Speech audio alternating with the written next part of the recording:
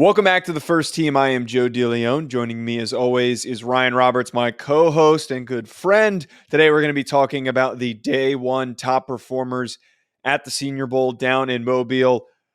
We're going to be breaking down a good chunk of guys that we thought were risers throughout this week. A very talented crop of players that showed up so far. Probably one of the more talented Senior Bowl classes that we're going to get the chance to evaluate this week.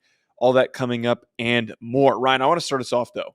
Let's start us off with defensive linemen because the defensive linemen had themselves a day. And this seems to be a little bit of a trend when we look at the grand scheme of things with the Senior Bowl, that the defensive linemen, there's always like a nice crop of guys that dominate during these one-on-one reps, that dominate during the team drills. There's two guys with the same last name that had themselves a day today. Michael Hall Jr. from Ohio State and Gabe Hall from Baylor. Michael Hall Jr. we knew coming into this week. That was a guy that we highlighted. We said this guy's quick. He's low to the ground. He had that really nice spin move rep that you posted and beat me to it, so I decided not to double post it. But Gabe Hall, though, was not one of those guys. He was not one of the guys that we even really mentioned coming into the week. I don't think anybody even talked about him coming into the week. And if I'm being completely honest, when we do this stuff, it's the perfect opportunity to discover guys that maybe we didn't have on our radar to be risers throughout this process. And Gabe Hall is someone who I didn't even think I was going to watch, who now I'm going to spend the time after this week to go over. So funny backstory on Gabe Hall, actually, Joe, because I was looking up the measurements just to make sure that I had the measurements in front of me. And I know he was right around 6'6", 290. And I think he had like 34 and 3/8 inch arms. So like he is a long dude, obviously. He kind of looks that true profile. You usually think of like a Pittsburgh Steeler defensive lineman, you know, the long 3-4 defensive ends, the guy that can play 5, can play 4-eye, 3 at times, like kind of move up and down the line of scrimmage a little bit. But I remember it was actually 2 seasons ago, so not this past season, the season before, Keegan Renault, who obviously we know from RPM data, he actually recommended him. He put him on the cross check list, Gabe Hall, and I crossed him at that point, and I put a draftable grade on him based upon his 2022 film. So he was out to agents for recommendations. 2023 though just wasn't very good. I mean, it was just kind of a down year for Gabe Hall at Baylor. I mean, he had a much better 2021, 2022 season than he did in 2023. But you saw today why he was recommendable early on in this process. It's because he is long and he's pretty twitched up and he's quick, man. And like he's got a really interesting profile. I mean, he hit the same arm over move on a couple guys, like a little bit of a swim type of thing for multiple reps. And then there was one move where I forget what the offensive lineman was that he was playing against, but it looked like he was setting up the arm under. And then he hit like a club rip real quick and went underneath of him and showed a little bit of bend in his hips as well. I mean, the kid was, I think didn't you post on Twitter? Like he was beating the S out of people, right? Like, right. So that was what I was going to bring up, is that I tweeted out, I think that the only way to describe the way that he played was that he beat the shit out of everyone. That's what it felt like. He literally was out there beating the shit out of guys the way that he was playing. He was physical. It felt like he was in a fight every single rep, which is what you want from a defensive lineman. And it translated into the team drills too. BetOnline remains your top spot for all of your live betting action and contests. NFL, college football, UFC, NHL are all in full swing. BetOnline is your number one source for wagering news, odds, trends, and predictions with both desktop and mobile access at any time. Head to BetOnline today and use promo code BELIEVE, that's BLEAV, for 50% off your first deposit. That is a 50% welcome bonus. BetOnline, where the game starts. I mean, I think that was the best part, Joe, was that we're not just talking about a guy that is physically impressive. Again, 6'6", right around 6'6", 290 pounds, long arms. He's probably going to test exceptionally well. It was at the compete level, was at an all-time high today. That was one of the things. I'm not going to sit back and say 2023 was like Gabe Hall went through the motions and didn't give a lot of effort, but it looked like he was like ultra reactive today, right? Like he was really excited to be there. He brought the energy. He brought a little bit of that violence to the table. It was really exciting to see, man, because I think he's going to be a little bit of a, I don't want to say boomer bust, because he's probably just going to be drafted on day 3. So it's not like we're talking about a guy that's going to be drafted top 50 and either he's going to be a a Pro Bowler, or he's going to be just a reserve at best. I mean, we're talking about a kid that's going to be a day 3 gamble by a team because he's not refined. He's not ready to play a large volume of snaps. What he is, though, is an incredibly twitched up interior pass rusher with length that, if developed properly, maybe could be a guy down the road. I feel like this is almost a stash and pray that he's able to develop. And if he is, then you might be able to strike gold here. A couple other guys quickly that wanted to give notice to, who I thought shined a little bit. DeWayne Carter from Duke, I thought was very He's physical powerful, up front. man. Yeah. Super powerful. I forget who the center was, but there was a rep early on Florida in practice. center, I think. Oh, yeah. Florida kid. Ebukam, or I don't even know how to pronounce his name, but yes. Manhandled his ass. Dude, he is. I literally have talked about DeWayne Carter since last season because that was the thing I loved about him, Joe, was that he's a versatile player in the sense that Duke literally used him everything from a 1 all the way up to a 5 tech at times. Like literally against Notre Dame, they were like, Notre Dame, we're not going to let you run on us all day, so we're going to put DeWayne Carter at defensive end so they can just get like 4 monsters on the field on the defensive line, which was very smart on Duke's part. But he has that type of versatility to him to be able to be alignment versatile. Like I think he could play in even fronts, I think he could play in odd fronts. But you saw today, the best part of DeWayne Carter, that dude is stupid strong, man. Like he has some incredible power, and he's really able to, when he gets rolling, he can force the pocket against any interior rusher in this draft. He has that type of power at least, which is why I think that he's going to have a sticking point at the next level. Like at worst, he's going to be a key reserve inside because he has that natural power that you just can't find a lot of times. Last 2 defensive linemen that kind of popped for me before I kind of let you throw any more that I might have missed. Keith Randolph, guy that we've really liked throughout this process, showed off the length. I thought that he had a couple nice team drill reps. And then Braden Fisk is not a player from Florida State, is not really a player who is going to like shine at the combine. Like this is not like a super twitchy athlete or crazy or anything, but man, his motor, he was going 100 miles an hour every one-on-one rep. He was going 100 miles an hour every team drill rep. And it's not like he was dominating in those drills and like was getting so many clean disengages like Gabe Hall did. He just showed up. And I thought that Fisk kind of reminded us that this is a tough kid who somewhere on day 3, you draft him and can be just a nice depth rotational piece for your defensive line. Yeah, he's had experience at Western Michigan playing a defensive end at times. He's obviously played inside. When he transferred to Florida State, he was exclusively an inside player, which is, I think his home obviously on the next level. I love the mention of Keith Randolph though, because Joe, I keep maintaining this, man. I really think Illinois did him a disservice with how they utilized him. They asked him to basically just be a 2-gapper, man. Like they were just like, hold the point of attack, don't move. And I'm just like, that kid's a good athlete. I mean, even when they got to team drills, he had at least one where I think he nearly batted the pass. He had some easy penetration. That kid's a really gifted mover, in my opinion, on the interior. So I'm glad that you let the shackles off a little bit today and be able to show that. I would say this is that he didn't win every single rep, kind of transitioning to another player. But I actually kind of liked a lot of what I saw from Laiatu Latu today. Like it was exactly what I thought from him, as far as I don't think he's the most physically gifted edge of all time. Like he's not incredibly long, he's not incredibly twitched up, but he's really slippery, right? And like he had a couple early losses to Taliese Fuaga, obviously of Oregon State, but I thought he came back in like team drills especially, and he battled, man, and he got Fuaga once or twice, and I think he really came back with a vengeance, because defensive ends this week, not the easiest job in the world, because there's a lot of good offensive tackles in Mobile this week, a lot of good ones. So I think the interior defensive lineman shined a little bit more than the edge position, in my opinion, because I think the offensive tackles that they're going against are really good. But I saw a lot of good things out of Laiatu Latu. I thought he showed some good stuff. I would also throw a quick mention to Eric Watts out of UConn. Not a lot of clean wins. The guy you love. But, dude, he's super long, Joe. He's incredibly raw, but he's powerful and long.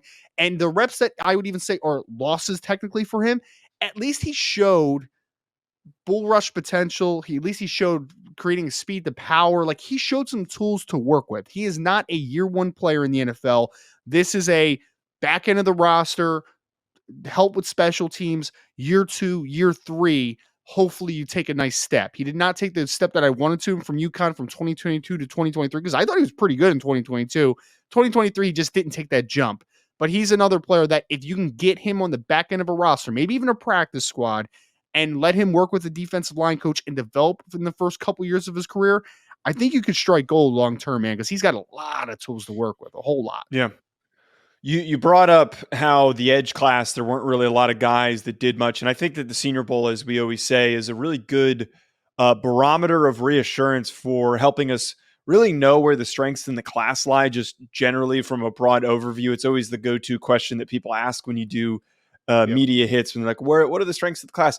We're, very quickly reminded that the tackle class is great and that the interior defensive line group is actually, I would argue, better than the edge group in this just overall. I think there's a lot more depth where we're reminded of these players that haven't been brought up that we talked about in the preseason, we talked about throughout the season, like Gabe Hall, like Keith Randolph, like Dwayne Carter, that shined in the interior.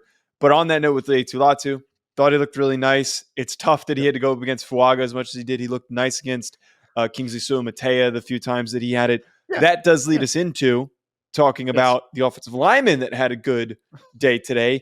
I mean, Fuaga we knew coming in was going to be good. We didn't, we don't need to predict anything. We know that the guy is just strong as shit, big as shit, wide as hell, going to man you up. And then I want to add in there two more obvious ones before I get your thoughts on this. Christian Haynes was going to be a guy that we knew coming in was going to have a really nice anchor, really nice base, played really strong and stout. Did not snap well, did not look great at center, which is a little disappointing for my take that I think he's going to be a really good center in the NFL. And then the last one is Jackson Powers Johnson's just such a steady football player from Oregon that's not going to really have many bad reps this week.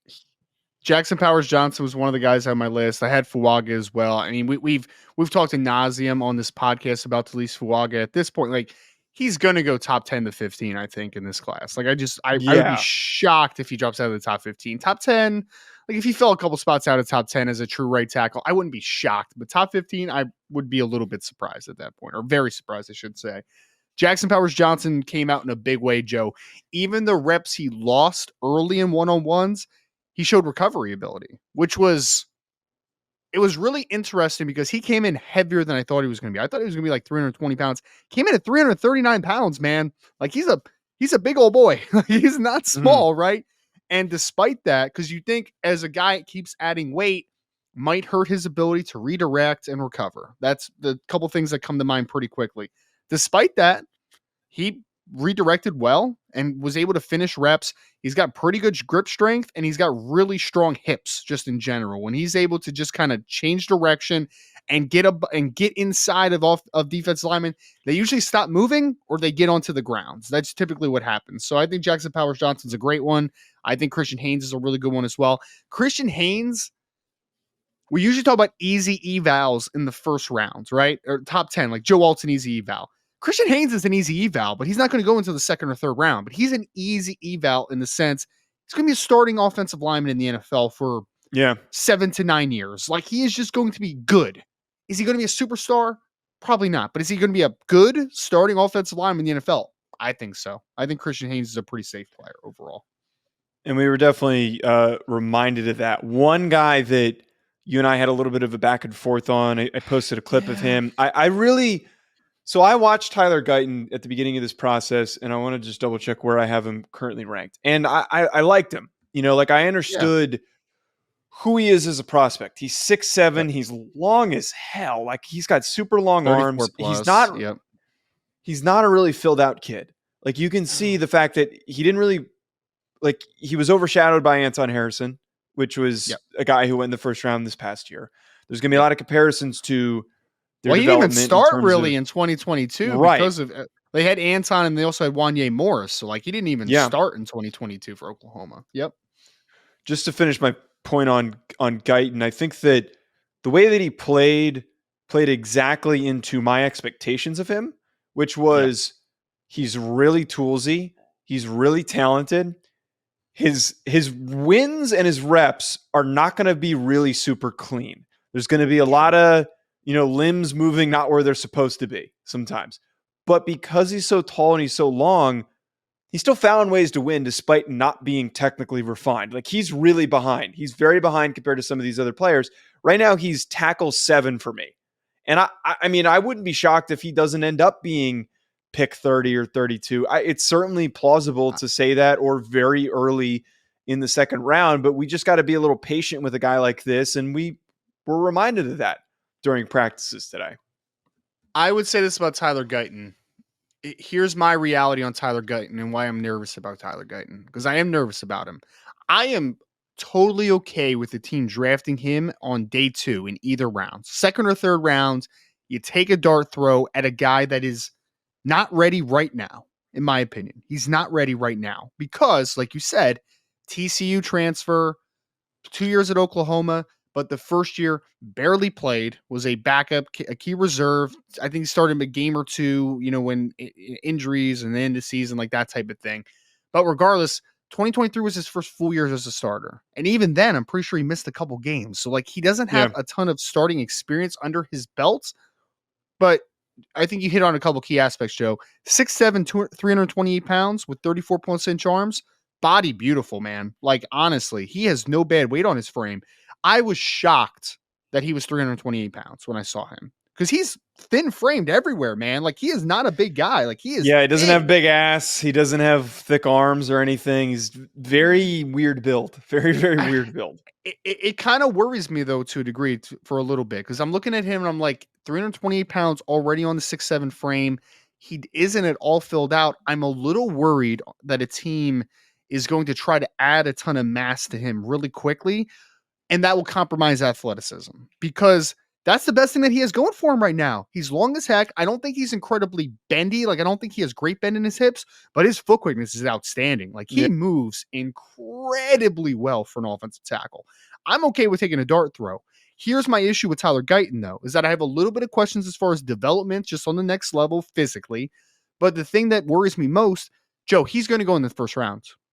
There's no doubt in my mind he's going in the first round. No doubt. Daniel Jeremiah just put him in his first round mock draft, and he's a guy who makes a lot of those estimations based on things that he's hearing. Yeah. The mock drafts for Daniel Jeremiah are based upon his ears, right? What he's hearing around the league. And that makes me worried, because what's that mean, Joe, for a first round offensive tackle usually, or first round player in general? Usually, typically, most of the time, they get thrown to the wolves early. Even if they're not ready, they're going to have to play. Even if they're not ready. Andrew Thomas is the best example. He got drafted really early, and he had to play right away, and he struggled. Yeah. He got good, though. He is the positive one, because he got fed to the wolves, struggled, but then he came out on the other side as a Pro Bowl offensive tackle. So he's the positive. But I do think there are some negative guys that you can also find, guys that were thrown into the fire, and it was just too early, man. They just weren't ready. It just was not a beneficial situation for them. I think Tyler Guyton has Pro Bowl upside. I mean, I would even put it that high. I think he has tremendous athleticism and ability, but I just am worried that we're going to overdraft him a little bit in what I think is a really good offensive tackle class. I don't think we have to overdraft him. I think we already have some guys up top that deserve to be maybe a little bit more in that range. And then you take the second round dart throw on Tyler Guyton to be a starting offensive tackle for you. Regardless, though, he's incredibly talented, and he's going to go early. I think we just, as a collective, need to come to terms with the fact that he's going in the first rounds. It's going to happen. Day one was a really good first start. I still have concerns, not only the frame.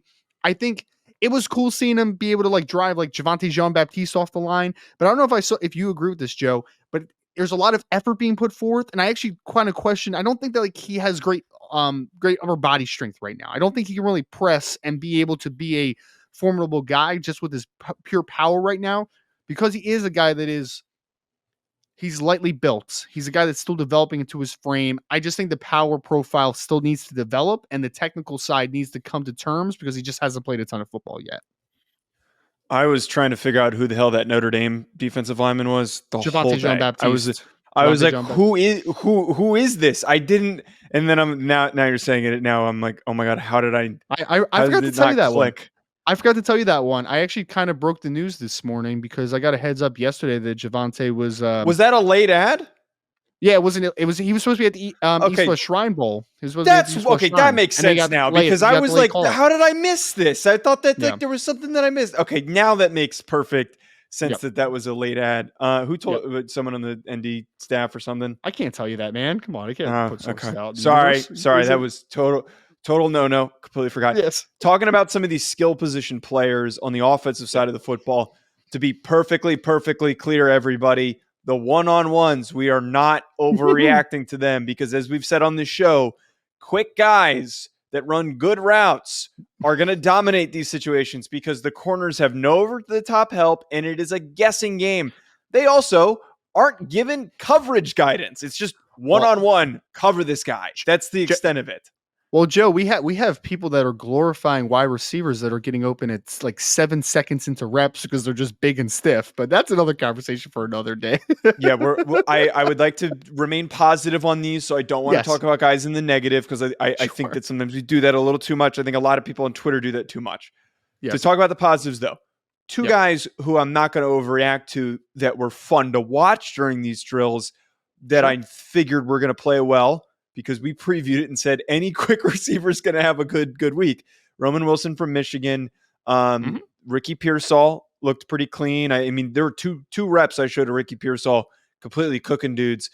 Again, sometimes it's just not totally translatable, but I mean that amount of separation is exciting to see for that guy. But the last one, who I think actually goes into the category of this guy is establishing himself as into a nice category of where he deserves to be selected, which is early on day 2, and that is Lad McConkey from Georgia. If you Yeah, pay man. close attention to his feet, his body control, Yep. he made that. There was a one play that I reshared where he just really quick cuts to the outside, cuts to the sideline, and it was a bad throw, and he dives and extends to make the catch.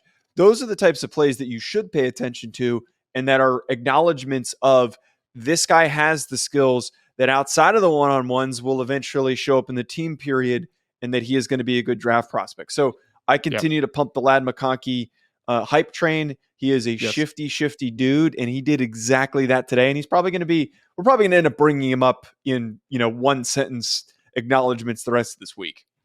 I really like Lad a lot, man. We've talked about him before on this show. Obviously, I think he's one of the most underrated receivers in the class.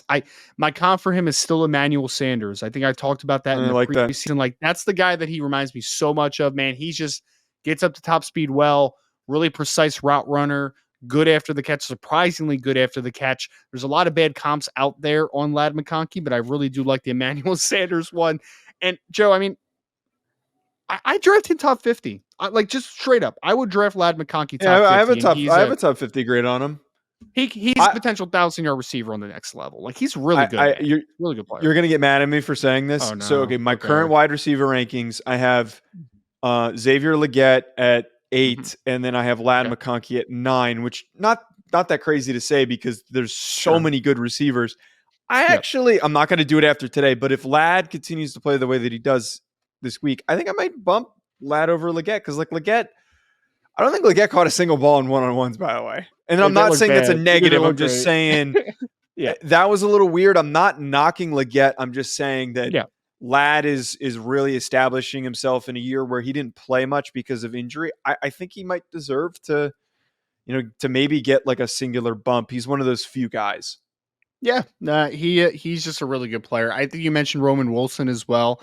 That was the other guy I had written down because Joe, I think Roman Wilson's going to go to the combine. He's going to run fast, man. Like I think he's going to be like 4.3 something fast. Like he can move. Yeah. But the thing that impressed you most about Roman Wilson is he's such a precise route runner. Like he has attention to Yes. detail as a football player. He doesn't just let it loose and just beat guys just because he's a better athlete than a lot of dudes. He has the attention to detail that you absolutely love and to be able to evaluate that. And so I look at him and I say, 4.3 something athlete that also has attention to detail as a route runner, the ability to get open, that kid's going to create a lot of separation on the next level, in my opinion. One tight end. By the Yep. way, I wrote a quarterback down, but I don't really want to elaborate on him because I would like to wait to talk about quarterbacks until the third Yep. day because I think there's Because not enough to go off of. the week is so predicated, and this is true of everyone, but especially quarterbacks. Day one, overreactions happen. Day two, day three kind of tell the real story Yeah. of the week, what the progression and growth is. Can I guess the tight end that you have? Can I guess the tight ends? Well, the quarterback was Michael Pratt. He had that one Yes. really nice throw on the sideline, and that was purely the only reason why I wrote him down. Well, you know who the tight end is. I shared two clips of him. Yeah. Wait, who? I don't look Theo at your Twitter, Johnson. man. You You're said you were boring. going to guess. You said you were going to guess. It was Theo Johnson. But you didn't lead me I'm right. boring. That's not the right way to lead people right there. You know who it is. How do It you was know I Theo know who it is? Johnson. Theo Yes, I know who Johnson it is the best athlete, and you brought it up to me that I should have more strongly considered him as tight end 3, and I hadn't watched him yet. But during the season, when I was scouting the Big Ten for RPM, I wrote his name down a million times, and I am regretting not having watched him sooner. I watched Cade Stover over him. I watched Cade Cade's a good Stover player, man. before I got to. Wait. There's somebody stupid. There's somebody stupider that I watched before him. Wait. Let me look. Someone stupider. Like it's an Oh no, it intelligence was Cade Stover. I don't think that it was. My point is though that we started to see a guy that is going to run a really good 40 time. There were a couple of routes that he had where he just had these really quick cuts. His feet are great. I mean, the Gesicki comp's probably the easiest thing that we're going to be able to throw out there, right? Yeah, there was one that I was thinking of. I can't remember the one I was thinking of. Like, I forget. It'll come to me at some point. But I would say this about Theo Johnson, Joe. He is probably the one pass catcher in this draft. And I'm going to throw tight ends and wide receivers together that I looked at and I said he was about as underutilized as anybody in this class by their team. Because, yeah, he had 300 something yards. He had 7 touchdowns. He didn't have bad production, but that kid should have been used a whole lot more, man. Like, he's 6'6, 255 pounds, and he can run like the winds. Like, he literally ran 4.51 electronic while at Penn State, and he's expected to potentially run in the 4.4s. Like, that kid's a gifted athlete. And we saw that today. I mean, he's got pretty good hands. He actually has high effort as a blocker as well. I mean, I think that he has some leverage issues as a blocker, but he tries. He tries his butt off, man. But he is a big target who can run, who has good hands. I think the biggest cliche in the world that is often not true is, oh, he's going to be a better NFL player than college player. That rarely ever happens. Like, let's be honest about it. It rarely ever happens. But would I be surprised if Theo Johnson's more productive in the NFL than he has been in college? No, I won't, because I think he was super underutilized in college. Yeah, it's a great point. Any other skill players before we hit DBs/linebackers to wrap up? Baby, I got to talk about Rasheen Ali out of Marshall. Got to do it, man. Got to do it. Yeah, no. Well, him and, by the way, Laub also, they both ran really good routes. How do you pronounce it? Is it the Labe is the one? It was the other pronunciation. Someone said Lobby on the thing, and I'm just like, I don't think that's how you. I thought it was Lob, but I could be wrong. I honestly don't know. I'll have to look it up and see.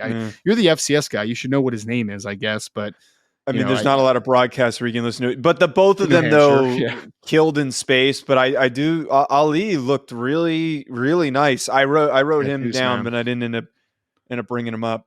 He's got juice. He reminds me a little bit of Elijah Mitchell that came out of Louisiana Lafayette, who was pretty good with the 49ers early. And then I know obviously he got injured a little bit, and then eventually they get Christian McCaffrey and he kind of gets replaced. He got shipped to New York Jets, and then now he's back with the 49ers as a backup. But he just is a solid build, but not huge build. He is a guy though, Joe.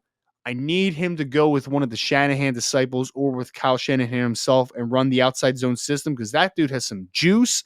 He's got great patience, and he's really good in tight quarters, man. His change of direction in tight spaces is really, really good. He would be perfect for an outside zone heavy system. I really like that kid a lot, man. I think he's going to be I said it on Twitter yesterday, even before the event. He's the day 3 back that I want. Every year there's a day 3 back that you want that ends up, exceeding expectations. That's Rasheen Ali this year, in my opinion. I mean, my immediate thought was this is probably going to be this year's Tyjae Spears that is going to just really start to build momentum except he's actually good, unlike Tyjae Spears. Shut up. Shut up. Shut up. Defensive backs and linebackers, I've got 2 DBs. Cam Hart from Notre Dame had a couple nice, like really sticky coverage reps. Not like a crazy flexible guy, but I think he's going to be a really nice zone corner. And then, I mean, we know Quinyon Mitchell's as strong and freakish as he is. He had some really serious lockdown reps during practice today. I didn't want to bring Quinyon Mitchell up, Joe, because we've talked about him so much at this point. But every time you get a guy that you have personally, I know that it's out there now. There's been a few people that have mocked him in the first round, so it's not like we're trendy at this point, right? But we have been on the Quinyon Mitchell bandwagon since before the season started. At least I have, and I know that you liked him as well when you watched him. But regardless, he came in with some hype despite being a Toledo corner, not being a big level guy, being a G5 corner. Despite those expectations, he was the best corner in attendance by far. I don't even think it was close, man. Like, his ability to play from off man and zone is just so special. The change of direction he has, the ball skills, the competitiveness, that kid's a lock first round pick. Like, lock. Put it in pen. I don't know to what team, but first round player Quinyon Mitchell, absolutely. I like the Cam Hart mention as well. Cam is at 6'2" and 7/8, 204 pounds with 32.5-inch arms, slightly more than 32.5-inch arms. He is going to run really well. He's going to run 4.4 high. Like, he's going to run like 4.47 at that size. And he's going to be a height, weight, speed freak. Like, he's going to be one of those dudes. And you saw it, though. He bullied Tez Walker on the interception he had early in practice today. Like, oh my God, yeah, bullied him. But then, Joe, his worst rep of the day was when he had to turn vertically, a little bit of a speed turn, and it's just a little bit clunky because he's so high-legged. And the wide receiver from UCF, that's name's escaped me for some reason, Javon Baker, the former Alabama kid, he left him in the dust a little bit and was able to uncover vertically down the field for a touchdown. He is a heavy cover 3, cover 2 corner that needs to play a little bit off and let his zone instincts come and be able to work down the field with zone turning discipline. Like, that's what he needs to do. He is not a man-to-man exclusive corner. He can do some off-man stuff, but the minute that a guy is able to stack him and get on top of him, he's going to be in a little bit of trouble working vertically at times because he doesn't really play the ball well in the air all the time. He can run, and when he has clean transitions, he can turn and run with just about anybody, but he doesn't really locate the ball down the field a ton. But you saw the best of Cam Hart. When he's physical and he's able to be just really just in your pocket on the stem, that kid is a special player in that type of role. He gives me James Bradbury vibes a little bit. I could see that. That's a good comp. That's actually not bad. I need to look up what James Bradbury, what his combine measurables were, but that is a lot of what James Bradbury is really good at and what he's not good at. So that's actually a pretty good comp, Joe. Good job, man. It's not bad. Wow, I finally got a good job for a comp. There we go. I had one linebacker. None of the safeties really were super exciting. I had one linebacker, and then I'll kind of let you add anyone else that maybe I might have missed in this DB linebacker grouping we have here. Nathaniel Watson from Mississippi State, dude. I don't know what it was. Thumper. Dude, yeah. I'm one of those guys that's like, sir, I was unfamiliar with your game, man. I watched him during the team period, and look, I don't know. I actually haven't watched him enough to like really know, can he cover? Can he be on the field all 3 downs? I have no idea, but I mean, he looked like a Mike backer who was flowing to the football and reacting and just flying downhill. There were 3 plays that I watched where he just, like, before the ball was in a running back's hand, read it cleanly, tracked downfield. There was one where he made a play on like an outside run. There was one where he shot a gap in the A gap and came down and made a play at the line of scrimmage, took on a block, made a play on the ball carrier. Man, Watson's fun, strong. You said thumper, physical kid. I don't know where he ends up going, but there's not a lot of linebackers in this class. So maybe a guy like that sneaks his way early day 3 because there's just not much to pull from. So Mississippi State was pretty hilarious, man. They actually had 2 really good inside linebackers. Nathaniel Watson's the better pro prospect. They also had this guy named Jet Johnson, I believe was the other one, who was like this other, like, just like white thumping inside linebacker as well. So they had like 2 of those guys inside. It was just absolutely hilarious to watch. He's a little bit limited as far as his ability to play in space, but like, yeah, man, if he's stuck as a backup inside linebacker at the next level, I wouldn't be shocked about it. I wouldn't be shocked at all. He's a tough, physical downhill player.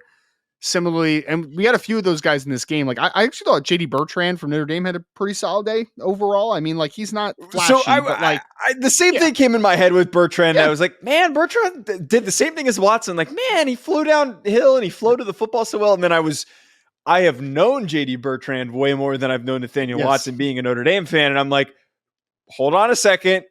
Calm yourself. This guy is in a team period in an all-star game. He is going to burn you. Don't buy into this. Like, it's just, it's just practice. Did you see when Marshawn Lloyd got him at the end of practice in the 1-on-1? I was like, yes. Well, that was the come to Jesus moment. Like, okay, all right. Well, he just got completely crossed up and there was literally no chance of anything there. Well, if I had to add a linebacker, though, and speaking of Notre Dame linebackers, Maris Loifel, I think, is a pretty impressive athlete, man. I I didn't mean, really catch him today at all. He didn't really he stand was out to me. he was more in team periods. So it was funny enough. They had JD and Maris as the two inside linebackers a ton in team periods. So Joe, yesterday he measured in at 6'2", even 239 pounds. Despite that, he had 34-inch arms, man. 34-inch arms as an inside linebacker and a 79-inch wingspan. Like he's literally longer than a few defensive ends that are on that. He might. Actually, I think his wingspan's longer than Laiatu Latu. Like to put that into to reference, like that's That pretty doesn't insane. surprise me. It Yeah, doesn't surprise me. but as an inside linebacker, that's a pretty rare thing. And if you watch him at Notre Dame, I put this on Twitter today, and it's so true. The best of of Maris Loifel is like a top 50 player. Like he makes some plays sometimes where you're just like, holy shit, man! Like that kid can move and he's long. But then he does some other stuff where you're just like, he's in the wrong gap. He didn't read well. Like that's a UDFA. Like he's such a volatile player. Today, though, I thought he was pretty confident in team drills, man. You should go back and watch him a little bit. He's wearing number 18 this week. Like he was getting downhill. There was one play where he was on the front side and be able to scrape over top and make a nice play. He made a couple of nice plays in pursuit as well. I think that Maris Loifel is actually going to be a pretty big winner this week because this is the type of event that is perfect for him. He is a positionless linebacker in the sense of he is just going to be used as a situational man coverage against slots, some bigger slots at times, blitzing off the edge. He doesn't really have a home as far as a Mike or Will. He's a second level defender that has versatility to him. And I think that his athleticism is going to continue to pop this week. Any other final guys before I close down here? That is pretty, like you said, man, I was kind of looking through some of my notes and no, I didn't really have any safety written down. I thought Javon Bullard had a few nice reps. He's a nickel, obviously, out of Georgia. I thought he had some nice man-to-man reps, especially in like the one-on-ones. Nothing flashy about Javon Bullard, man. He's just going to be a good starting nickel in the NFL for a long time, in my opinion. But otherwise, not a ton of great inside corner safety notes from today. Not a ton. I feel like Bullard might be this year's Brian Branch. Kind of gives me those kind of vibes where he's just like clean coverage player. Not super big, so maybe he kind of gets discounted a little bit, but was definitely fun to watch. Next two shows probably won't be as long as this one. But folks, thanks for tuning in. We'll be back for the next 2 days of the Senior Bowl recapping practices, breaking down the top performers and more. Enjoy the rest of your week. We'll be back with you soon.